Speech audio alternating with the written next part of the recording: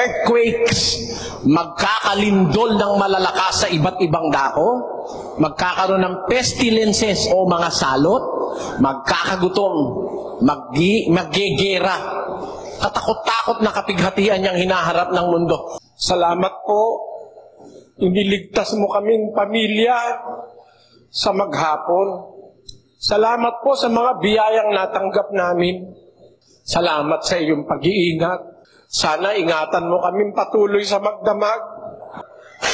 Sana po, iligtas mo sila. Magandang araw po sa inyong lahat. Sir JR po ng Usap-Usap University at mga ka-youth. Welcome back na naman po. Tuloy po kayo sa ating channel. At para po sa mga baguhan, ang ating pong ginagawa dito sa U3, tayo po ay nanonood ng mga religious discussions, mga preachings, mga sermons. And for this episode, of course, still on the topic of end of the world. Ayan, actually, we are grateful to Brother Gab. Isa po ito sa mga sinend niya po mula po sa kanyang arkibo na pinadala niya nga po sa atin. Ito po isang classic na Bible exposition ni Brother Eli Soriano, ang pinaka-in-demand po na preacher dito po sa atin pong channel. Bago po tayo magpatuloy, gusto ko lang po pasalamatan ng ating mga walang sawang nanonood na mga subscribers. Ayan. So, if I'm not mistaken, around 190,000 na po yata ito, ano? Ang ating pong number ng mga subscribers. Kaya napakarami po niyan. Maraming salamat po sa inyo pong pagtangkili. At kung nagustuhan niyo po yung ating videos, please do not forget, no? I-click niyo yung thumbs up po dyan dahil ang ibig po sabihin yan, nire-recommenda niyo ang video na ito sa iba pang mga YouTube viewers. And also, please feel free to share, no, yung atin pong mga YouTube link. I-share nyo po sa inyo pong mga Facebook, Instagram, Twitter at iba pa. Sa akin pong background sa pag-aanalisa, ako po ay dating university debater mula po sa MSU IIT sa loob po ng 3 taon. Ako rin po ay nakapagdebate sa ABS-CBN News Channel, member ng isang international public speaking organization at representante ng Pilipinas sa recent lang na komperensya na inorganisa ng Harvard University sa Amerika. Mga ka-youthy, alam nyo na po yan. Hindi po ako member ng MCGI, kaya paunang palala lang po. Posible po na maaaring makapag-agree ako or maaaring hindi dahil hindi po ako member ng MCGI. Isa lamang po akong hamak na video reactor, ha. Please take it with a grain of salt, but one thing I could guarantee you, sa pagbibigay po ng reaction, patas lamang po ako at honest, and I am watching this for the first time. Ano po? So, if everything now is ready, let us watch this video together. Sabayan niyo po ako. Let's go. Kaya kasi mga kapatid, ang Diyos kasi nagagalit eh. Natural naman yon dahil maraming taon dapat talagang kagalitan eh. Marami naman talagang dapat na makagalitan eh. Miski nga yung naglilingkod sa Diyos eh.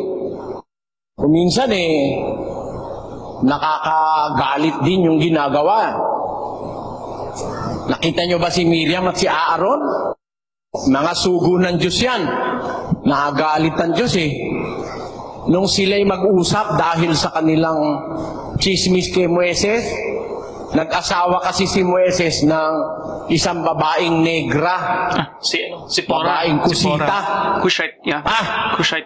Nagdaldalan yung dalawa magkapatid. Galit sila kay Moises, nag-asawa ng negra. Nagchismis yung kapatid niyang matanda. Ano ba yan? Bakit? Sa kanya lang ba nakikipag-usap ang Diyos? Di ba sa atin nakikipag-usap din? Ba't siya ganyan? Gaasawa siya ng negra. Sabi ng magkapatid.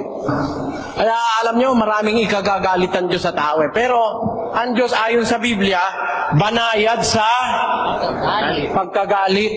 Sagana sa kahabagan, puspos ng kagandahang loob at kaawaan. Yan ang mga sinasabi ng kasulatan tungkol sa Panginoon. Pero ang Diyos, nagpapadamayan ng galit, banayad pa rin eh. Yung lindol, pagpapadama ng Diyos yun sa galit niya. Yung bagyong malalakas, yung pagputok ng bulkan, yung tagtuyot, yung kagutom, pagpapadamayan ng Diyos ng kanyang galit. Bakit tayo naniniwala mga kapatid na ngayon hindi pa talaga nagagalit ang Diyos? Hindi pa. Alam niyo kung ngayon ibubugso ng Diyos yung galit niya, kakilakilabot ang magunita mong mangyayari sa tao eh. Noong pong panahon ng early 1900, nagkaroon ng flu o Spanish. influenza. Spanish Wala flu. pang alam ang tao nun tungkol sa antibiotics. Milyon-milyon po ang nagkasakit. Nagkaroon ng cholera. Milyon-milyon din ang nagkasakit. Sabi nung matatanda, inililibing, sabi ng lola ko, inililibing daw yung ngayon yung may sakit. Kinabukasan yung nakipaglibing, mamamatay na rin. Nahahawa. Yan. Yan mga salot. Bunga ng galit ng Diyos sa tao. Pero hindi pa talagang bugso. Dahil lipul tayong lahat. Pagka nagalit ang Diyos, malilipol ang lahat ng tao. Kaya, gaya rin karoon ng yung bubonic plague, yung nanggaling sa daga. Naku, ang dahi-dahi pong taong namatay. Yep. Na-impeksyon sa ng daga. Ngayon nga buti nga, awa ng Diyos, naaagapan ngayon Noon, wala silang malay sa microbiology Hindi nila matuklasan agad kung saan ang gagaling ang sakit. Eventually, natuklasan yan ng isang siyentipiko na meron palang maliliit na organismo na hindi nakikita ng mata na nagiging dahilan ng sakit. Hindi pa kasi nila alam nun yung bacteria, virus, at saka yung mga fungus. Hindi nila alam, wala silang microscope. Kaya kumakalat ang sakit, hindi nila mapigil. Yan. Yan ay pagpapadama ng Diyos sa kanyang galit na nararamdaman sa puso. Kailanmat may anak na sinisigawan ng kanyang magulang, nilalapastangan ng kanyang ama't ina, nakakaramdam ng sama ng loob ang Diyos. Pagka mayroong mag-asawang nagbubugbugan, naghihiwalay, nagpapatayan, nakakaramdam ang Diyos ng sama ng loob o ng galit. Pagka mayroong bansa na yung kapwa bansa inaapi, ginigera, nagagalit ang Diyos. Pagka mayroong lalaking nakikiapid sa asawa ng kanyang kapwa, samantalang wala yung asawa, niluloko niya yung kanyang kumpare, nararamdaman ng Diyos, nagagalit siya Pero alam niyo kung bakit ang Diyos hindi pa nagagalit talaga ngayon? Babasa po ako ng talata. Maghanda kayo mga kapatid. Maghanda kayo sa pagdating ng galit talaga ng Diyos. Pakinggan niyo 8:11 ng Ecclesiastes. Sapagkat ang hatol laban sa masamang gawa ay hindi isinasagawa agad. Kaya't ang puso ng mga anak ng mga tao ay lubos na nangalalagak sa paggawa ng kasamaan. Yung palang hatol, laban sa masamang gawa, hindi isinasagawa agad. Nakita niyo yon mga kapatid? Kaya ang tao, sinasamantala namang gumawa ng masama kasi yung hatol laban sa masamang gawa, hindi isinasagawa agad ng Diyos Dito ngayon nagkakaroon ng maraming question Yung mga taong akala nila matatalino sila. Yan ako nakausap nung araw kung totoo kayang Diyos mo, bakit mayroong masama? Sabi mo, makapangyarihan siya sa lahat. Ba't hindi niya patayin yung masama? Parang once and for all. Ba ako, attorney? Oo! Dapat, para wag lumagal ng masama, lahat ng gumawa ng masama, patayin! Agad! Sabi ko, attorney, hindi ba nagpa-practice kayo ng law? Oo! Pag ba may akusado, pinapatay agad. Di ba ako dinadaan sa due process? Hindi ba? Hindi ba totoo na ang ating bansa may penitentiary? Ano ba yung penitentiary? Mga kulungan. Para ang tao magbago. Pagka ganyan ka ako, dapat kung kayo magiging presidente, alisin na yung mga kulungan. Lahat ng pasado, pugutan ng ulo. Patay lahat. Okay, before we continue mga kayo, so naalala ko po tuloy yung argumento ni Brother Eli. I think it was a debate on death penalty, kung maalala niyo po, nabigyan natin ng reaction. Yung tumatakbo doon na linya ni Brother Eli, patungkol nga po sa Bureau of Corrections, di ba? Yun po yung sa jail natin. Paano pa po maiko-correct kung patay na, di ba? Something like that. But going back, so here, of course, as mentioned, it is in line with the topic nga po patungkol po sa judgment ng Panginoon and of days yung mga nararanasan po natin ng mga kalamidad dahil syempre po, we are shooting this actually close now to the end of this month of October. Around 3 weeks ago, mga ka-youthy, ay may mga lindol na na-experience po ang ating bansa. And Brother Eli is just saying to us na lahat po ng mga kalamidad na na-experience po natin, lindol, typhoon, tuyot, famine, ayan, yan po expressions of anger ng ating pong Diyos. Pero gusto ko lang po i-mention, lalong-lalo na po sa mga nag-aaral sa nature of God, what do you guys think sa Old Testament? Would you say, mga ka-youthy, that the God of the Old Testament is a little bit more harsh and more direct? Kasi kung titinan po natin, mga ka-youthy, di ba po, sa Old Testament, nagkaroon ng isang great flood, di ba po, culminated by the rainbow, di ba, na hindi niya na daw po gagawin ulit yung kanyang ginawa na worldwide na flood. But in that flood, all other creatures died, di ba po, mga ka-youthy? So I'm guessing now that yung sinasabi po dito na puno ng awa na Diyos, puspos ng kagandahan ng loob, does it refer to the God of the New Testament only, mga ka-youthy? So anyway, please comment below what do you guys think. Let's continue. Meron ka akong akusado, wala namang kasalanan. Di biro mo, napugutan mo agad ng ulo yung walang kasalanan. Masama pala akong paniwala nyo, attorney. Naipit ko siya rin Dapat daw, pag nagkasala, patayin agad. Meron ng tao ako, nagkasala, ayaw naman niya Ayaw niya. Wala naman siyang balak pumatay ng tao. Nakita niya lang yung misis niya, may ibang nakapatong, nataga niya. Kayo ba, pag nakita niyo yung misis niyo, may ibang nakapatong, talagay niyo, matutuwa kayo? Hindi siya makakibo ayaw naman niyang gumawa ng ganun May nakita lang siyang nagpadilim ng isip niya. Yun ba mortal na kasalanan? Sabi niya, lumipat siya ng tema bakit kasi Satanas? Pwede na naman dyan patayin. Sabi ko, attorney, si Satanas, nilikha ng Diyos, hindi masama. Mabuti yan. Binasa ko 1:31 ng Henesis. Ang lahat na nilikha ng Diyos sa pasimula, mabuti. Sumama si Satanas. Ibig sabihin, pag sama ni Satanas, papatayin agad din ng Diyos. Hindi na siya magiging hustisya. Bakit? Yung mga tao, nagkasala rin Binibigyan ng Diyos ng pagkakataong magbago't magsisi. Kung papatayin niya agad si Satanas, sasabihin ni Satanas, patayin mo rin lahat ng taong magkasala, mahal ng Diyos ang tao. Hindi papayag ang Diyos. Kaya, pinapabayaan niya muna si Satanas. Kasi, sa pagmamahal niya sa tao, nauobliga ang Diyos na magpataan sa masasamang anghel. Huwag agad niyang parusahan. Yan. Pati anghel na mga nagkasala, kagaya ni Satanas, hindi agad pinaparusahan ng Diyos. Dahil nga, pag pinarusahan niya, mauobliga siyang pati tao pag nagkasala, parusahan niya agad. Di ba ganun lang lilitaw noon? Kasi nilikha niya yung anghel, nilikha niya rin ng tao. Pareho lang namang nilikha yan ng Diyos Anghel at tao, parehong nilikha. Mahal niya anghel, mahal niya tao. Nung magkasala anghel, kinulong niya.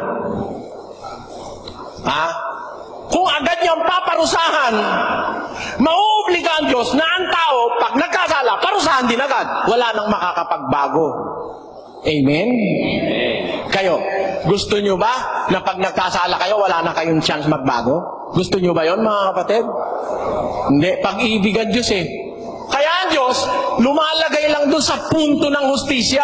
Kung hindi niya agad pinaparusahan ng taong nagkakasala, binibigyan niya ng pagkakataong magsisi.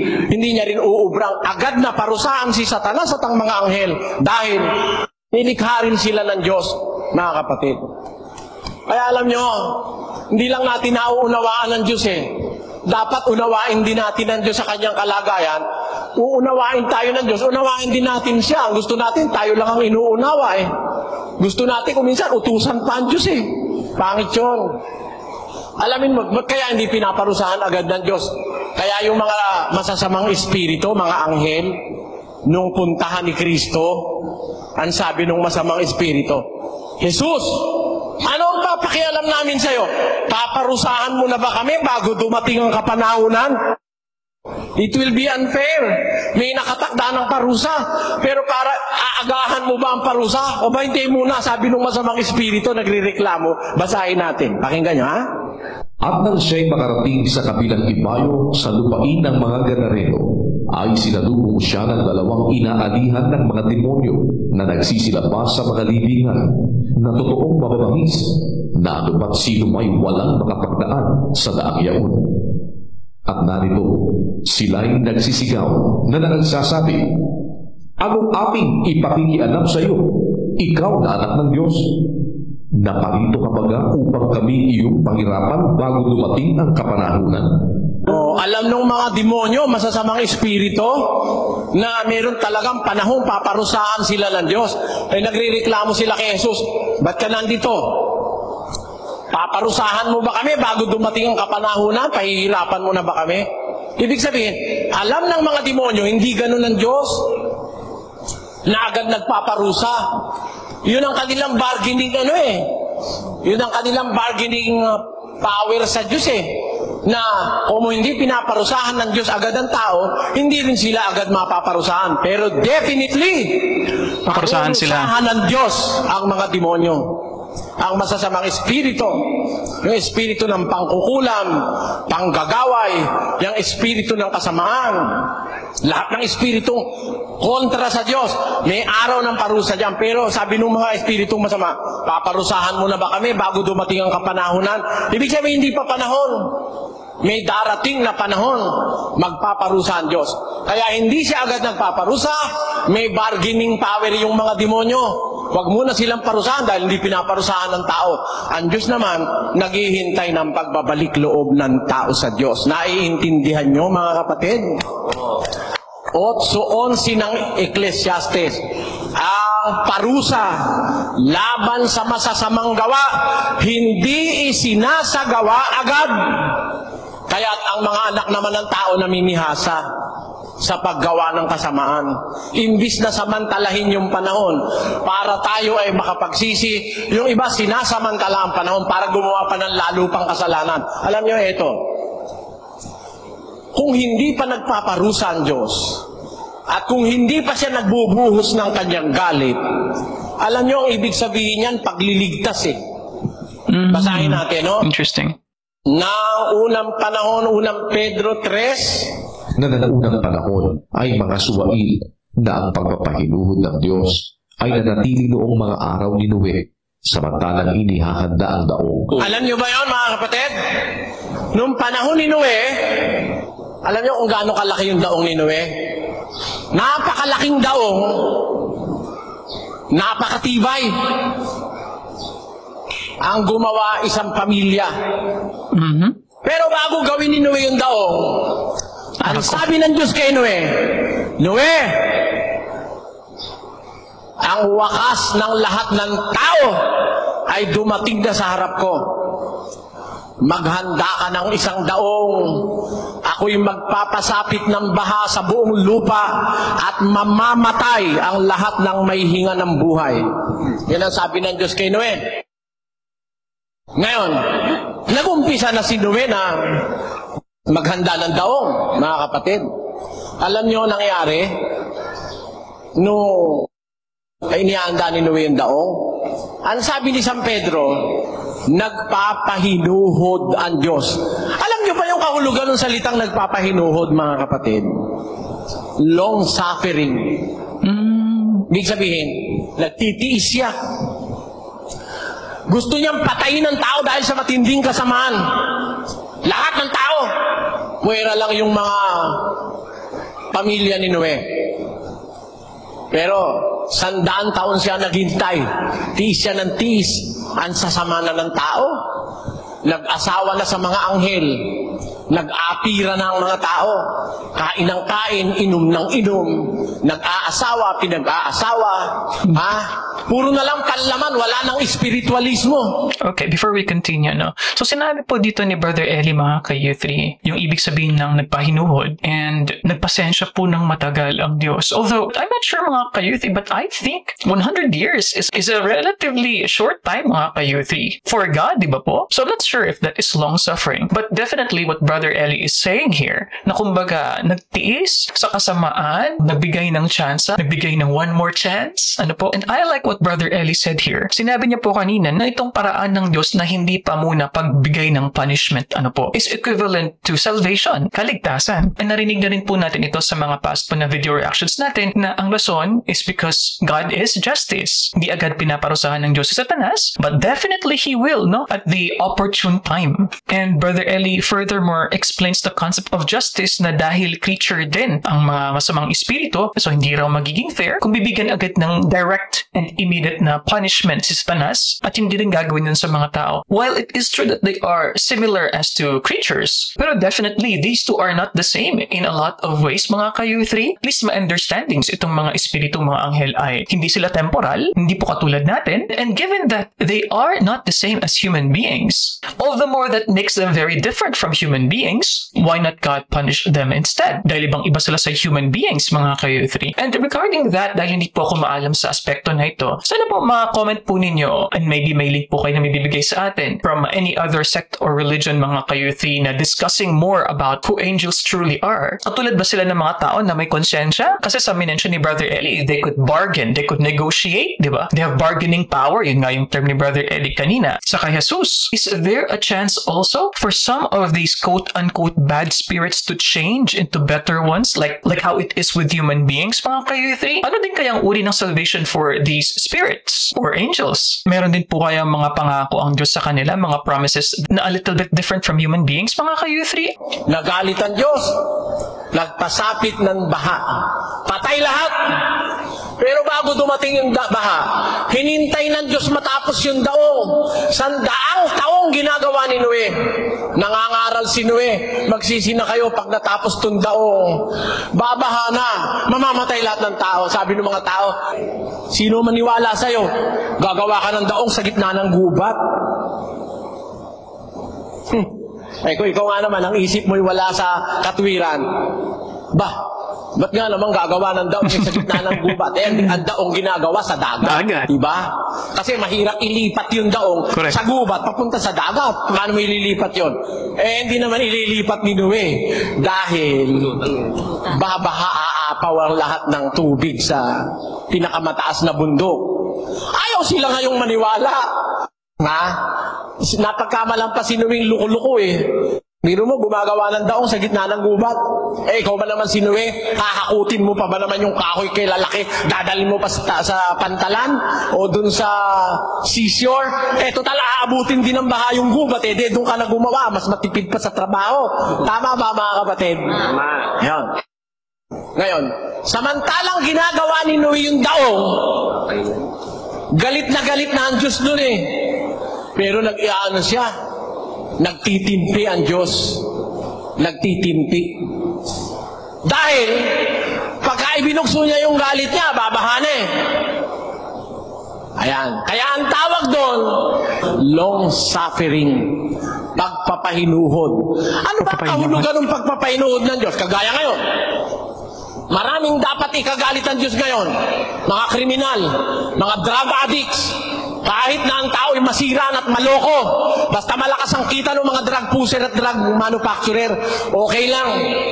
Kahit magkasakit ka, kahit ikaw ay maloko na, kahit magkamatay na tayo, wala silang pakialam, basta tiumaman lang sila. Galit kaya ang Diyos o hindi? Galit. Pero alam nyo, ba't hindi po ang Diyos yung binubugso ang galit? Ito kahulugan nun. Sa 2 Pedro 3, versikulo 15. Ganito ang nakasulat, mga kapatid. At inyong ariin na ang pagpapahinuhod ng ating Panginoon ay pagliligtas. Ayon. Ariin natin na habang nagpapahinuhod ang Diyos, nagtitimpi, nagliligtas siya. Di ba ngayon? Pwede na ang Diyos magpasapit ng sumpa sa mundo Napakasama na ng ating mundo. Pero ang pagpapahinuhod ng Diyos ay pagliligtas. Hanggang hindi pa siya nagpaparusa, nagliligtas pa ang Diyos. At nasasaksihan natin yan ngayon, mga kapatid. Di ba totoo? Hindi naman nagpaparusa pa ang Diyos Hindi pa siya nagbubugso ng galit. Kasi pag nagbugso siya ng galit, naku po, napakalagim ng mangyayari sa mundong ito. Isang bugso ng galit ng Diyos. Nung pumutok yung Mount Vesuvius? Italy. Naku po, daan-daan libo namatay Pompey, lumindol no? lang Pompey. ng intensity 10. Tignan ko kung may makatagal. Intensity 6 pa lang at 6.7. Daan-daan libo na mamatay. Palagay nyo kung lumindol kaya intensity 10, may matira kaya sa mundo? Kaya lang, nagpapahinuhod ang Diyos. Nagtitiis pa siya. Gusto niya pang may magbalik loob at maligtas. Pag nakita ng Diyos, wala na. Todas na. Ayan. Kaya ang sabi ng Biblia, sapagkat ang hatol laban sa masamang gaway hindi isinasagawa agad. Bakit? Nagpapahinuhod ang Diyos. Gusto niya pang may taong maligtas, yung mga bisita. Ayaw niyo pa ba? Tanungin ko nga kayo, mga bisita. Ayaw niyo bang maligtas? Meron ba kayong maisusuot na armor pagdating ng malakas na lindol na hindi kayo mapapasama? Nakakalagi maisip yung hinaharap There shall be earthquakes. Magkakalindol ng malalakas sa iba't ibang dako. Magkakaroon ng pestilences o mga salot. Magkakagutom. Maggegera. Katakot-takot na kapighatian niyang hinaharap ng mundo. Walang mabuting darating kundi si Kristo para wakasan ng kasamaan ng tao. Kaya alam niyo, ngayon pa dapat mag-isip-isip na kayo Kasi ang hanap po natin dito pang kaluluwa, mga kapatid Di ba kayo naniniwala? Kaluluwa ang pinag-uusapan dito. Walang katapusan yung espiritu. Mananagot sa Diyos yun. Mamatay man yung katawan mo, may espiritu kang haharap para managot sa Diyos sa araw ng paghukom. Sabi nga ng Pasyon, gayon nga ni itong araw, habang ika'y nabubuhay, kusang binabahalaan, nilinang anumang bagay, magaling o masama man, tunay na di magwiwika ang Diyos poong dakila.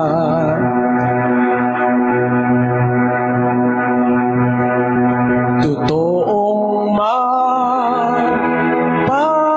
magpapabaya,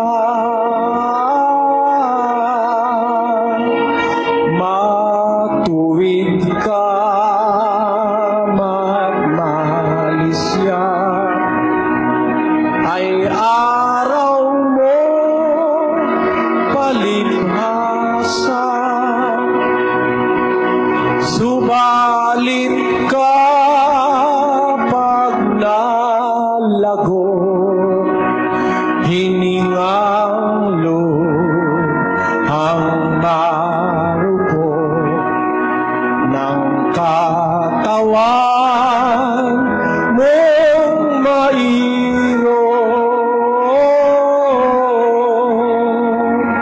ang araw mo'y matatapos, ang hirap ay ang sa Diyos, walang magagawang tunay ang namatay mong katawan, palibhasa'y lupa lamang, sa abang-aba mo naman, kung ika'y walang sinimpan, samantalang may hininga at ika'y nabubuhay pa,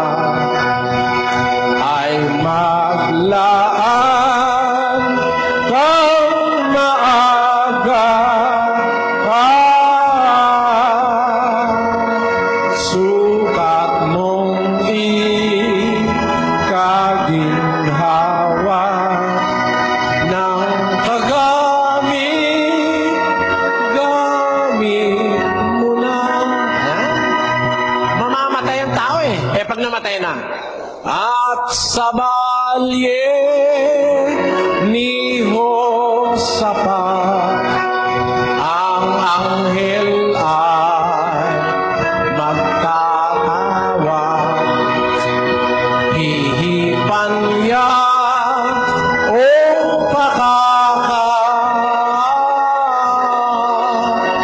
na ipupukaw sa lahat. Ito ang ipangungusap. Bangon kayo, mga patay, magsitulog kayong tunay sa mataas na hukuman. Nyaong sumakop sa tanan, hari makapangyarihan.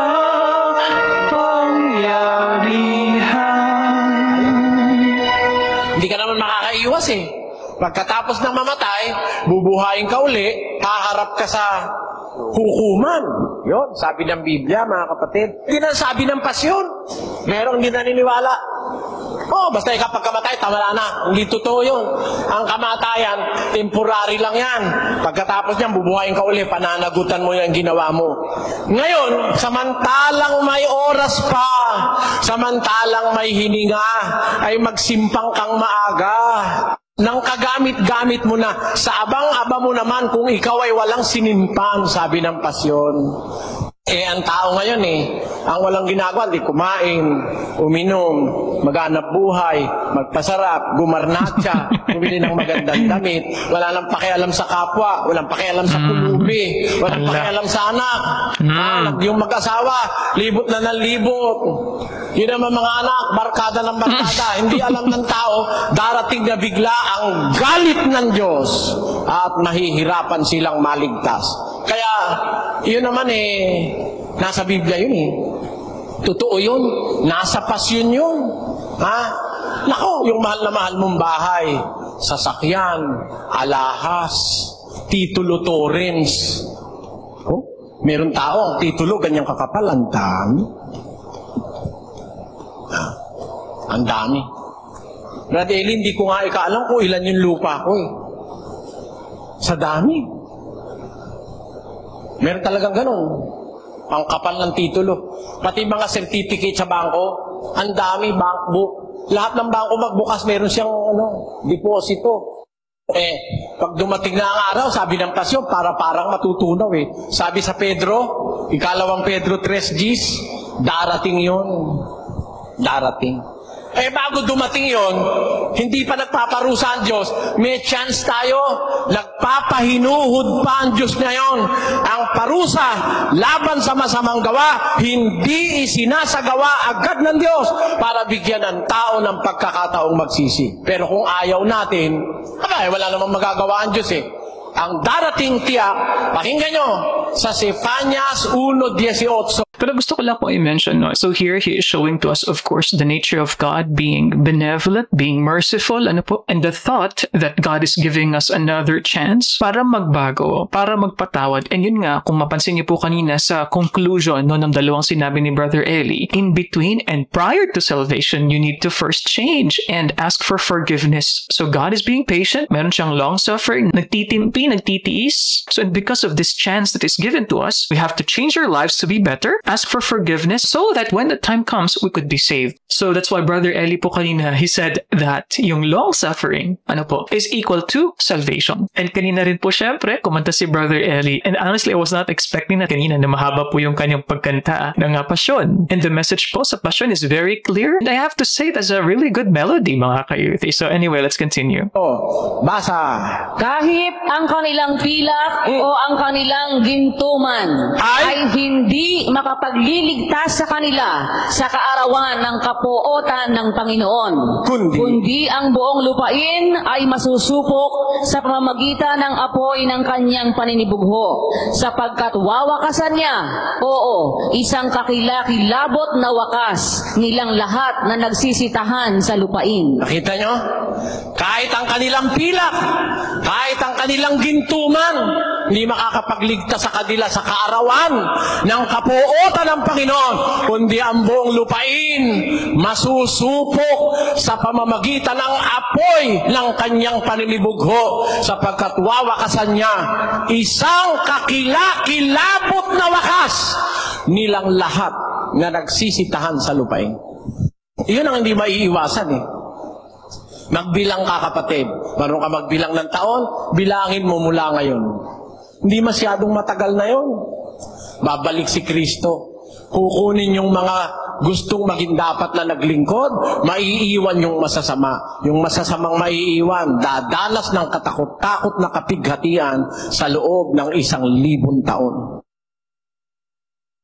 Sa araw na yon, sabi ng Diyos, hahangarin ng tao ang kamatayan, hindi na darating sa kanila. Biro mo sa hirap, gusto mo mamatay, ayaw kang mamatay, pakinggan nyo. Basa. At sa mga araw na yaon ay hahanapin ng mga tao ang kamatayan, at sa anumang paraay hindi nila masusumpungan, at mga gnanasang mamatay, at ang kamatayan ay tatakas sa kanila. Biro mo ang hahanapin ng tao dun sa mga araw na yung kamatayan, ha? Pero hindi nila masusumpungan ng kamatayan. Matitikman ng mga tao ang bigat ng parusa at pagkagalit ng Diyos. Kaya ngayon, hindi pa nagagalit ang Diyos ngayon, patikim lang yan. Pag lumindol, patikim yan. Pag may peste, patikim yan. Pag mayroong mga mabibigat na suliranin ng tao, patikim yan. Pero pagdating nun talagang galit ng Diyos, ay nako, mananaghoy ang lahat ng angkan sa lupa. Sabi ng Biblia, magsisitaghoy at magsisitangis. Pakinggan nyo 24:29 ni Mateo. Basa. Datapwat karakarakang pagkatapos ng kapighatian sa mga araw na yaon, ay magdidilim ang araw, at ang buwan ay hindi magbibigay ng kanyang liwanag, at mga lalaglag ang mga bituin mula sa langit, at magsisipangatal ang mga kapangyarihan sa mga langit.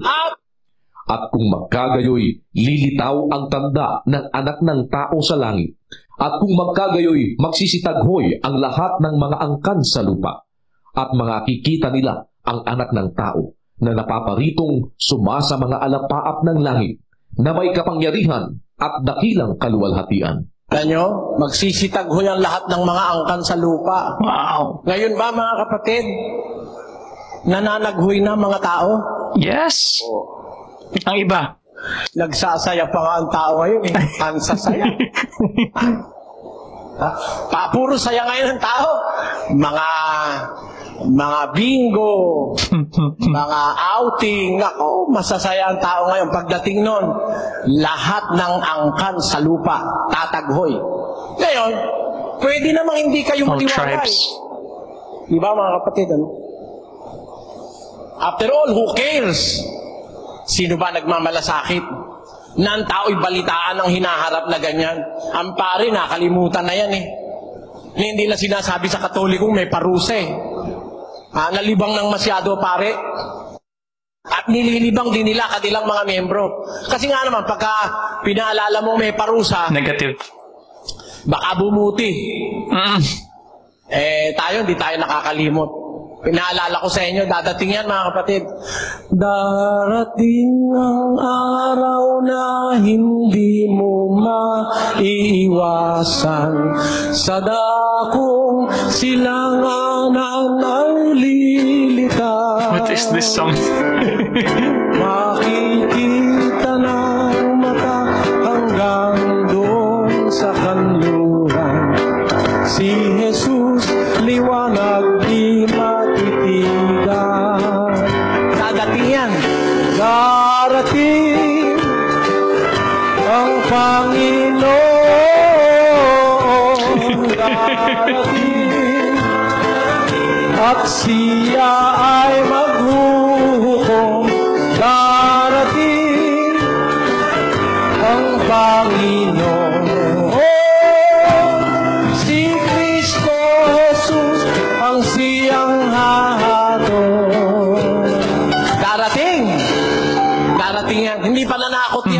Nasa Biblia yan, sa Biblia ng Katoliko, sa Biblia ng Mormons, sa Biblia ng Protestante, sa Biblia ng mga saksi ni Jehovah, darating yan.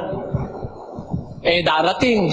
Hindi yata tayo naghahanda Ngayon na, mga kapatid, mga kababayan, ngayon na, wala nang maraming masyadong panahon sa pagdating ng galit ng Diyos dito sa lupa. Ngayon, hindi pa masyadong galit ng Diyos Nagpapatikim-tikim lang siya Pero pagdating na noon, pakinggan nyo, sa isang talata, ganito ang ating mababasa. Isayas 13:11. At aking parurusahan ang sanglibutan dahil sa kanilang kasamaan. At ang mga masama dahil sa kanilang kabalakyutan. At aking patitigilin ang kahambugan ng palalo. At aking ibababa ang kapalaluan ng kakilakilabot. Ayan, ang sabi sa English, I will punish the world for their evil, and the wicked for their iniquity. And I will cause the arrogance of the proud to cease, and I will lay low the haughtiness of the terrible. Sa Kastila, y visitare la maldad sobre el mundo, y sobre los impios su iniquidad, y haré que cese la arrogancia de los soberbios, y abatire la altivez de los fuertes. Pagasilotan ko ang kalibutan tungod sa ilang pagkadautan, ug ang mga taong dautan tungod sa ilang kasalanan, ug pahunungon ko ang pagkamahitason sa mga palabilabihon, ug Paubson ko ang pagkamapitason mapahitason sa mga taong makalilisang. Ay, makalilisang gayud. Parusan kay niyato, king uli ning karelang dewakan, at king marawak ning king karelang dewakan, ipatuknang ko ing kayabangan ning palalo, at ibaba ko ing kapalaluan ning makapangilabo. Ket dusaekto tilubong agapu iti kinadakesda, ken dagiti managdakdakes agapu iti kinadangkesda, ket pasar denggek ti kinapusong ti natangsit, ket ipababakto ti kinapalungwad ti nakabubutong. Ayan. Sa Bicol, asin, susungkoon ko ang karatan sa kinaban, asin sa mga maraot na tao sa saindang kaliwagan, asin gigibuhon kong umuntok ang kaabhuaan kan mga masumbikal, asin papahababaon ko ang kapanglangkao kan mga makusog. Ayan, nakita nyo? May iwasan ba ng tao yan, mga kapatid? Diyos ang may sabi niyan, ibababa ko ang kayabangan ng mga palalo, parurusahan ko ang mundo dahil sa kanilang kasamaan.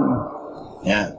Kaya yung galit ng Diyos ngayon, araw-araw galit yun, pero hindi agad siya humahatol, nagpapahinuhod pa siya.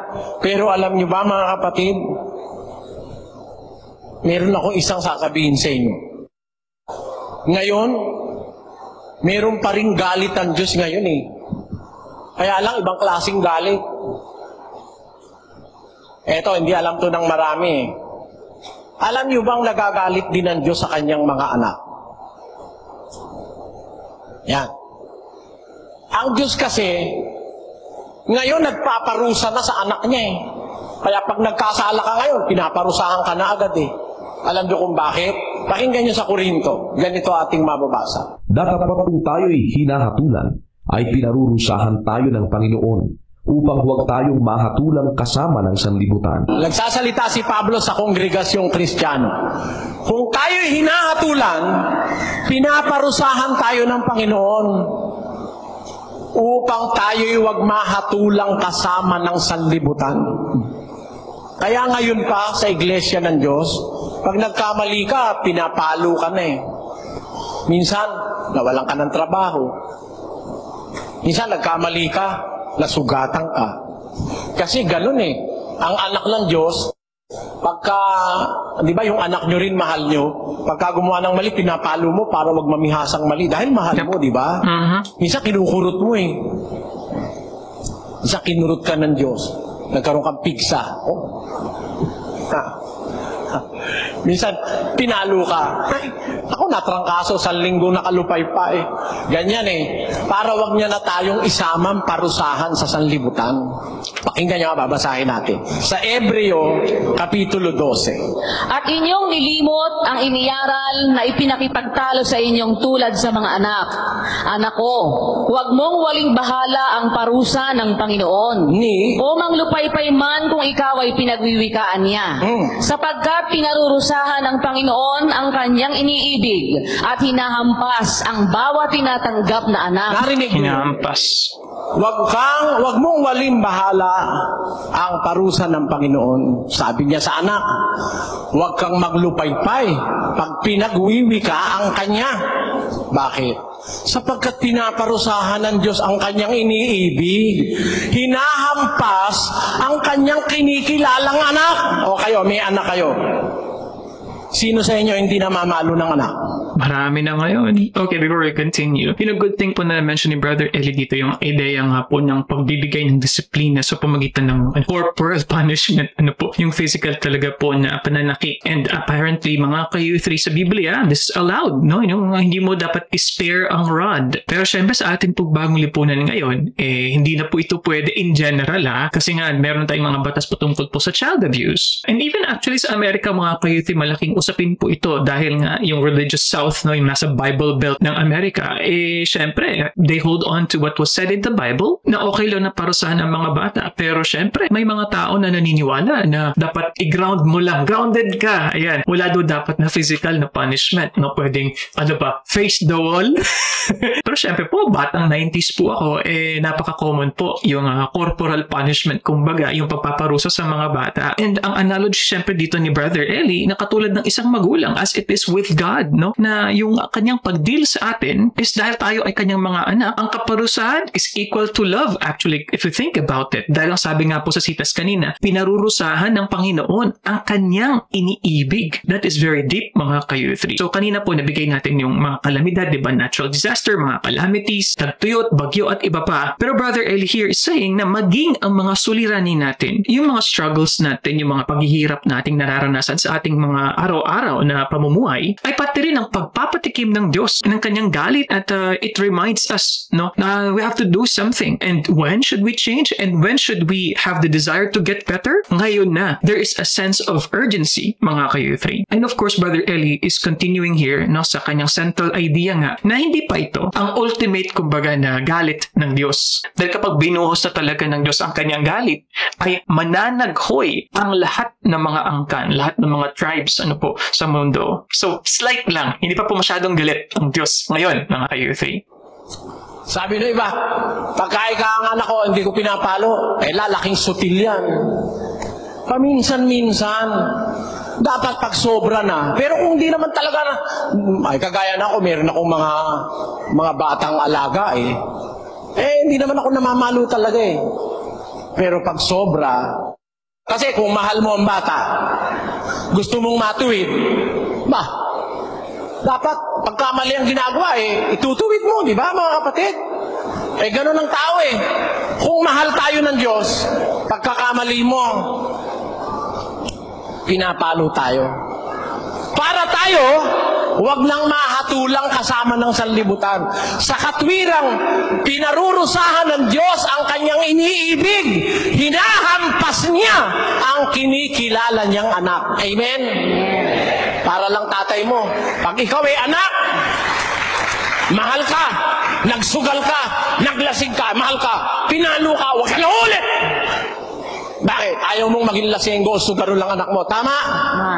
Ngayon, yung hindi mo anak, halimbawa man anak mo lang sa labas. Nakita mo nagsusugal. Andun yung misis mo, makakakibo ka ba? Ba't mo pinagkakalitan yan? Ano pakialam mo dyan? Hindi mo naman masabi, anak ko yan sa labas, Hindi mo masabi yun. Kaya ang hindi pinapagalitan, anak sa labas. Basa. Datapwat kung kayo'y hindi pinarurusahan, napawang naranasan ng lahat. Kung kayo'y mga anak sa ligaw kayo at hindi tunay na anak. Kita nyo? Pag hindi ka pala hinahampas ng Diyos, anak sa ligaw ka. Hindi ka tunay na anak. Tingnan mo yung mga taong hindi nagpapasakop sa Diyos. Bagaman sila gusto ng Diyos maging anak, ayaw naman nila. Di anak sila sa ligaw. Kaya kahit ano gawin nila, okay lang sa Diyos Hindi sila pinaparusahan Hindi sila itinutuwid. Bakit? Dadating ang araw, ang parusa sa kanila ay mabigat, mga kapatid.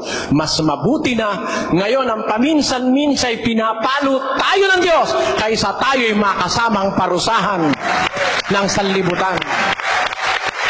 Kaya alam nyo, nagagalit din ng Diyos ngayon Kaya lang, galit sa anak, hampas, parusa sa anak, pag ang anak ay nagkakamali. Kaya tayo, hindi tayo nakakalimot, mga kapatid, humingi ng tawad para huwag tayong hampasin ng Diyos Panginoon, patawarin mo po kami. Hindi po namin ibig na ikaw ay lapastanganin. Hindi po namin sinasadya. Magpaumanhin ka po. Patawarin mo kami gaya ng pagpapatawad namin sa mga nagkakasala sa amin. Di ba ganun ang ating dalangin, mga kapatid? Kaya habang wala pa yon, darating yung galit ng Diyos, darating yung puot ng Diyos. Ngayon, alam niyo gagawin natin, mga kapatid, para wag magalit ang Diyos sa atin? Ano po? Ano ba gagawin natin? Tanungin ko nga kayo. Nagagalit ang Diyos kayo, sumasama loob sa maraming katarantaduhan ng tao Gusto niyo bang mabigyan natin ng konsuelo ang Diyos? Kung ang ginagawa nila yung ikinagagalit ng Diyos, hindi gawin naman natin yung ikinatutuwa ng Diyos, mga kapatid. Ano yon? Nice. Ano yon? Eto yon. Ang isang ikinatutuwa ng Diyos, ito. 13:15 ng Hebreo.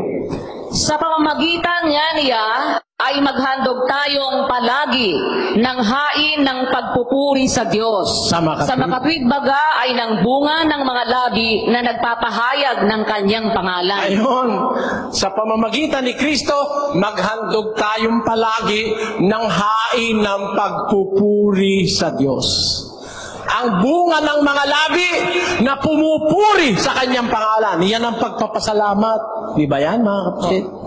Habang gumagawa ang tao ng ikinagagalit ng Diyos to appease God's wrath and anger, habang gumagawa sila ng kasuklak-suklam, gumawa naman tayo ng kalugod-lugod sa Diyos. Ang isa riyan,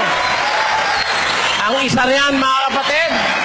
Alam niyo isa, maghandog tayong palagi ng hain ng pagpupuri sa Diyos. Praise. Alam niyo ba, pag pinupuri ang Diyos, ay natutuwa siya. Pakinggan niyo sa 9:24 ng Jeremias. Basa. Kundi magmapuri sa ganito ang lumuluwalhati na kanyang nauunawa at kanyang nakikilala ako, na ako ang Panginoon na nagsasagawa sa lupa ng kagandahang loob, kahatulan at katuwiran, sapagkat sa mga bagay na ito ay nalulugod ako, sabi ng Panginoon. Ayon. Yung nagluluwalhati. Totoo, kumanta ka lang, naluluwalhati mo na ang Diyos Manalangin ka, naluluwalhati ang Diyos. Nalulugod ang Diyos pag ang nananalangin, matuwid at lumuluwalhati. Pakinggan nyo sa 15. Ang hain ng masama ay kasuklam-suklam sa Panginoon. Ngunit ang dalangin ng matuwid ay kanyang kaluguran. Ganyo, kaluguran ng Diyos yung nananalangin yung matuwid. Kaluguran ng Diyos yung umaawit ng papuri yung matuwid. Ang katunayan, 92:1. Basa. Isang mabuting bagay ang magpasalamat sa Panginoon at umawit ng mga pagpuri sa iyong To the pangalan name of the o Lord. kataas-taasan. Jesus ko, kagaling-galingan. Ano pang kakailanganin sa Diyos amang maawain? Anak niya'y sugo sa atin, kaligtas ay gayon din. Jesus ka, ibigan,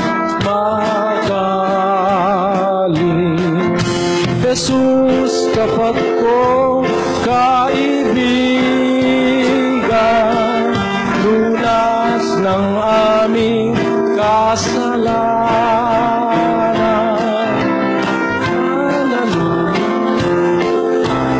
Pastor na naliligaw, Jesus kong kagaling, galing.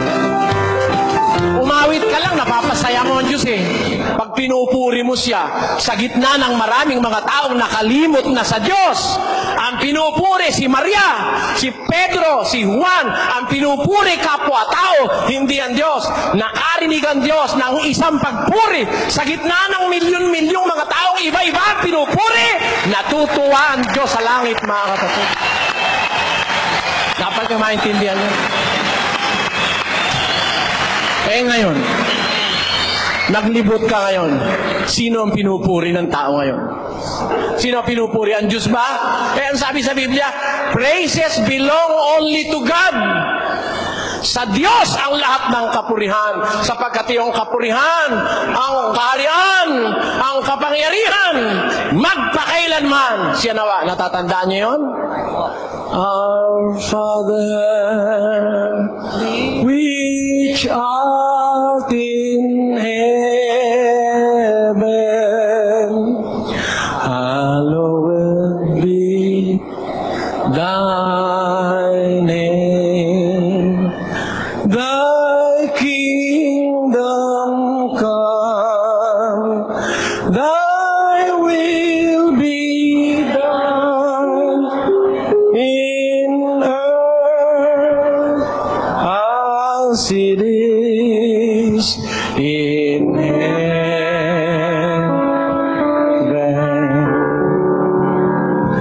Give us this day our daily bread, and forgive us our debts, as we forgive our debtors, and lead us not into temptation, but deliver us from evil. For thine is the kingdom, and the power, and the glory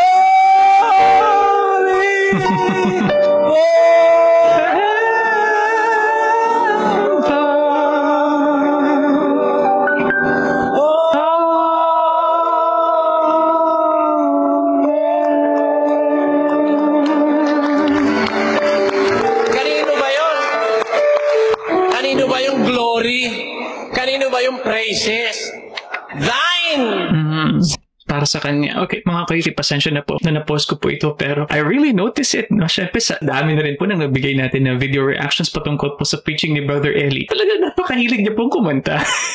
And this is something that, of course, breaks the ice, no? Breaks the tension or eases everyone, especially po sa audience na nakaka-relax. Instead of just focusing on, for example, 2-3 hours po na lecture kasi nakakapagod din po kung ganun po kahaba. And yung mga ganito po na nagsaserve as both an intermission number and a substantiation din naman po ng sinasabi ni Brother Eli na nasa Psalms, di ba po yan? Yung God inhabits the praises of His people. So dalawang bagay po ang pwede nating gawin para ma-appease, kumbaga pakonsuelo natin sa Diyos para wag magpatuloy ang God's wrath, mga kayuthi. We have first is to praise God dahil natutuwa po ang Diyos kapag nagbibigay do po tayo ng taos-pusong praise and worship. At number 2 is ang ating pananalangin. So I like how at the end, kasi medyo malapit na po tayong matapos sa preaching na ito ni Brother Eli. Brother Eli is including here, not just focusing on God's anger, God's wrath, ayan, but also ano yung pwede nating gawin para naman may konting konsuelo naman sa Diyos para ma-appease natin yung galit niya. I like also how Brother Eli is leading everyone to sing ang Lord's Prayer. So anyway, let's continue. Sa Diyos ang kapangyarihan, ang kaluwalhatian, ang kapurihan, magpakailanman siya nawa. Dapat ang purihin Diyos Yun ang kinatutuwa ng Diyos Kaya habang sila nagpupuri sa walang kwentang mga purihin, purihin naman natin ang Diyos sa pamamagitan ng pagpapasalamat. Sapagkat sa bagay na ito, nalulugod ako, sabi ng Panginoon. In these things, I delight, saith the Lord. Mahalin mo yung asawa mo, natutuwa ang Diyos. Gumalang ka sa magulang mo, anak, natutuwa ang Diyos. Mahalin mo yung asawa mo lalaki, natutuwa ang Diyos. Babae, galang mo yung asawa mo lalaki, natutuwa ang Diyos. Nakasulat sa Biblia, hindi ko na lang babasahin, napakahaba lahat yan eh. Ikaw ay magpakain sa mahirap, tumulong ka sa nagigipit, natutuwa ang Diyos. Manalangin ka, umawit ka sa Diyos, natutuwa ang Diyos. Di ba? Mag-abuloy ka sa gawain na walang pag-iimbot, nalulugod ang Diyos. Lubhang nalulugod ang Diyos. 13:16, tuloy natin yung 15. Ulitin natin sa 15. Sa pamamagitan nga niya ay maghandog tayong palagi ng hain ng pagpupuri sa Diyos. Sa makatwid baga ay ng bunga ng mga labi na nagpapahayag ng kanyang pangalan. Datapwat ang paggawa ng mabuti at ang pag-abuloy ay huwag ninyong kalimutan. Sapagkat sa mga gayong hain, ang Diyos ay totoong nalulugod. Salita ng Diyos yun eh. Yung paggawa ng mabuti sa kapwa, yung pagtulong, yung pag-abuloy, huwag niyong kakalimutan yon. Sabi sa mga Kristiyano, sa mga gayong hain, ang Diyos ay totoong nalulugod. Biro mo? Alam niyo mga kapatid, yung taong mahirap, bigyan mo lang ng isang libreng tanghalian, napapatuwa mo na yun eh. Yung mayayaman, bigyan mo ng isang berlina, isang kotse, hindi matutuwa yung masyado, mayaman na yun eh. Marais yan nun. Yung Diyos, mahal ba na palugurin ng Diyos? Hindi ganun kamahal. Hindi ganun. Matuwid ka sa gabi, bago ka mahiga, bago ka matulog, lumuhod ka sa isang sulok, magpasalamat ka sa Diyos sa kanyang kabutihan. Panginoon, salamat po, iniligtas mo kaming pamilya sa maghapon. Salamat po sa mga biyayang natanggap namin. Salamat sa iyong pag-iingat. Sana ingatan mo kaming patuloy sa magdamag. Alalahanin mo ang aking asawa at mga anak. Sana po, iligtas mo sila sa mabibigat na karamdaman. Sana'y makapagpatuloy kami ng aming pagsunod sa kalooban mo hanggang sa katapusan. Maraming salamat po sa iyo, Ama. Amin. Sa pangalan ng aming Panginoong Hesus. Amin. Kapiraso lang yon mga kapatid. Sabi ng Biblia, ang hain ng masama, kasuklam-suklam sa Panginoon. Ngunit, ang dalangin ng matuwid ay kanyang kaluguran. Sa bawat pagtalima mo, anak, sa iyong ama't ina, sa bawat pagmamahal na iukol mo sa iyong ama't ina at paggalang, natutuwa na ang Diyos. Hindi mahal ang kaluguran ng Diyos. It is within our resources and within our reach. Lalo na kung tayo nagpupuri sa pamamagitan ng pagpapasalamat. Kaya huwag niyong kakalimutan, mga kapatid, ang paggawa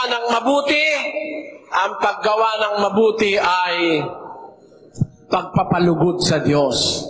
Ang pagtulong sa nangangailangan ay pagpapalugod sa Diyos. Lahat ng ating gagawing ayon sa batas ng Biblia na pinag-aralan natin ay pagpapalugod sa Diyos. Ayan. Sa dahilang yan, sa gawain yan, nakakaramdaman ng galit ang Diyos araw-araw sa mga taong masasama na pasasaya naman natin ang kanyang kalooban sa ating pagsunod sa kanyang mga kautusan. Okay, mga ka-youthie, so dyan po nagtatapos ang ating episode ngayon. Ayan, marami naman po dyan sa mga supporters po ni Brother Eli ang magka-comment sa baba. Dyan mo mismo, bitin. But anyway, mga ka-youthie, just on that last part, no? So, nakita natin na medyo emotional nga yung prayer ni Brother Eli. And I was able to attend, mga ka-youthie, isa po sa mga Thanksgiving palit. And I think marami naman po sa mga members ng MCGI nakakaalam po nito. Napansin ko lang po na ang prayer po ng MCGI is very emotional. And kung napansin niyo po kanina si Brother Eli while he was praying, naluluha. Very emotional po yung kanyang pananalangin. And syempre, like what I also said earlier, mga ka-youthie, na marami tayong pwedeng gawin para ma-appease natin, mabigyan natin ng pakonsuelo ang Diyos, no? Na sana ay huwag niyo na ibaba muna ang kanyang wrath, ang kanyang galit, pananalangin, pagpuri. And gusto ko din i-mention isa pang nasabi ni Brother Eli na lahat ng mga gawain natin na naaayon sa Biblia, yung mga pagtuturo, mga aral na na-learn natin that we have to apply, lahat po yan ay nalulugod ng Diyos. And this does not require a lot. And this is something that we could easily do. Yung pagiging mabuting tao, pagmahal mo sa iyong asawa. And lagi ko po yung sinasabi, ang pagmamahal sa bana ibig sabihin asawang lalaki. And one more, ang pagpuri sa pamamagitan do po ng pasasalamat. Praise through Thanksgiving. So I'm not sure if that's the reason why ang pagtawag po sa mga selebrasyon ng MCGI ay pasasalamat or something like that. Like I remember it is Saturday, diba po? Saturday ng hap. And a little bit of a recap, syempre hindi ko na po maulit lahat mga ka-youthie, yung mga punto ko po kanina. Pero in general, it's about the fact that hindi pa po, kumbaga fully na galit ang ating Diyos. Hindi pa po ito fullness ng kanyang galit, ng kanyang wrath sa atin. In not punishing us immediately could be equated with Him giving us salvation. Another chance to be saved. Another chance na para po pagdating niya ay handa po tayo. And of course, sa my last part, naging parang musical ulit. And it always gives me a smile kapag mga nakakatuwa po ng mga melody na kinakanta ni Brother Eli. At sa crowd din mismo, syempre, kumakanta din po ang lahat. So, napakarami pong tao sa venue na ito. So, this is a Bible exposition nga. Classic. Hindi ko lang alam kung anong taon, no? Although also na-notice ko din po, dalawa pa pong bagay. Si Brother Eli was actually sitting down. So, I'm guessing he might be very tired during this time. And sa likod din, napansin ko rin po, I think it was Brother Willie, kung hindi ako nagkakamali, na-blur, no? Na-blur po siya sa background. And now it makes sense na ang iba pong mga parte ng pagbabasa ng mga sitas, mga ka-youthie, is kind of like dubbed na, no? Ni Brother Daniel or ni Sister Luz, mga ka-youthie. But anyway, this is both informative and entertaining, syempre po, na Bible exposition ni Brother Eli. I'm guessing early 2000 siguro ito. If you were actually there during that particular time, please comment below, mga ka-youthie. And kung nagustuhan niyo po ang ating episode ngayon, pwede pa po kayo manood. Ayan, nakaklik niyo po yan. Mayroon pa po magandang video po dyan. Or yung playlist naman po natin para sunod-sunod na po yung mga videos. At kung hindi ka pa nakasubscribe, marami kayong hindi pa nakapag-subscribe, please click subscribe and click the bell button para po ma-update kayo always. Click like and I'll see you guys next time. Peace. Bye-bye.